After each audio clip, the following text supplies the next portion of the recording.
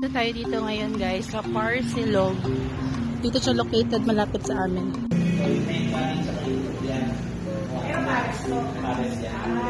Guys, so iba na naman yung trip natin ngayon.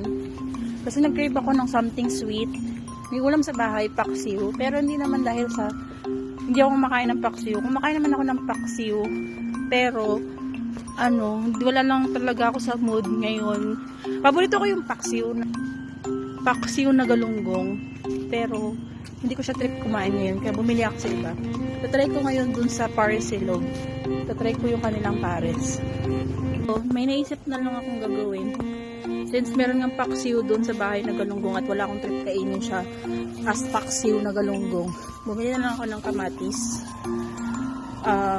12 pesos daw to. Piprituhin ko na lang yung galunggong para maiba na naman.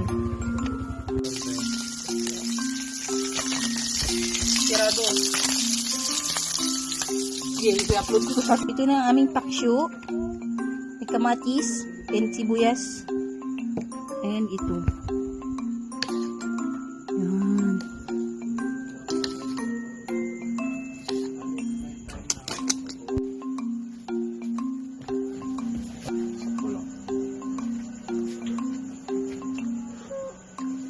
Ito hinarap ko matamis-tamis.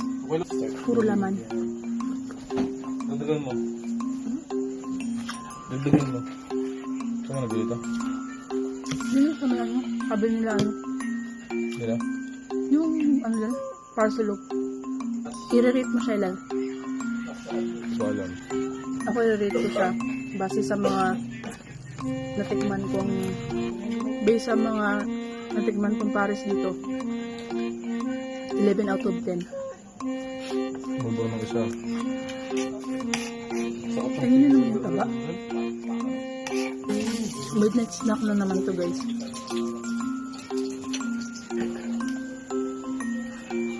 Ito yung gusto kong itlog. Malasado. Hindi ko siya nilagyan ng kalamansi kasi hindi ko nawawala yung lasa. Nabili ko siya 100 pesos. Pares, parang Parsilog. Pares, tapos rice, at saka egg. Kung 110 pag-uusapan, worth it siya. Kasi yung masarap siya. Gaya na sabi ko kanina, sa lahat ng pares na natikman ko dito sa Palawan, dito ako nasatisfy. This time, patapos na ako kumain, try ko nagyan ng kalamansi. Tignan natin kung okay siya with kalamansi. Kung nakapunta na kayo dito sa Palawan, try nyo yung saulong. Pag may kalamansi siya, lasa siyang saulong. Ang kulang dito kung may saulong, ang kulang dito noodles. Gusto ko siya, mas prefer ko siyang kainin madang rice.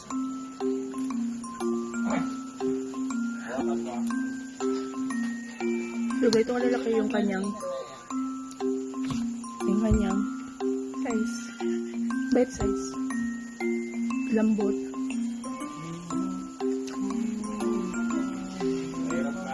$5/10. Medyo chewy yung laman. Siguro naghanap ako ng mas malambot mas malambot. Yung parang pag pinuya mo siya, hindi mo na siya kailangan nguyain. So, sa sabaw, masarap siya. 11 out of 10. Masarap yung sabaw. At yung taba sobrang lambot yun. Kasi yun naman talaga yung hinahanap usually sa mga pares, yung taba. Pagdating naman sa laman, alam naman natin na yung beef, medyo matigas yan siya. Yung baka, 6 out of 10, dahil matigas, chewy siya. Alam mo yung iba kasi chewy siya, pero ilang muyaan mo lang, parang malulunok mo na siya kaagad. Pero ito, hindi. Medyo kulang pa. Ganun. Yung iba kasi gusto para nag-melt na. Pero hindi naman maganda yun. Hindi ko siya gusto yung mga ganun. Siguro kung napalambot pa to, na pressure cooker pa to ng mga 5 minutes. Saktong-sakto. Ang servings, hindi ko napakita kasi walang rice. Susunod, pag bumili ako, magtatry ako ng rice.